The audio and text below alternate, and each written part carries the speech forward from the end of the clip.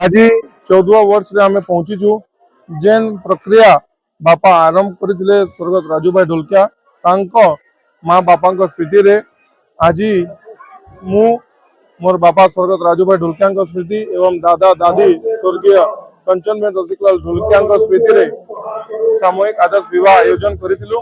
Kanchanben Rasiklal Dholakia charitable trust एवं गुरुकुल आश्रम आमसेना तत्वदान रे एवं 51 नवविवाहित जोड़ार कन्यादान आमे आज सारीचु। निश्चित भाव नव विवाहित जीवन शुभेच्छा शुभकामना करुचु एवं आज कृष्णा विकास हॉस्पिटल संगे भी आमे हेल्थ कैंप आयोजन करथिलु। सेने मध्य भी डेंटल ऑर्थोपेडिक मेडिसिन एवं आई कैंप हेतिला तांको फ्री ग्लासेस एवं फ्री मेडिसिन भी बंटन हेतिला। मो समस्त को धन्यवाद ज्ञापन करमी जे माने सहयोग करिछन एवं मु समस्त को निवेदन करमी कि भारत वर्षर उन्नति लगी समाज रे सेवा रे अग्रणी रही करी समाज सेवा करंतु। धन्यवाद।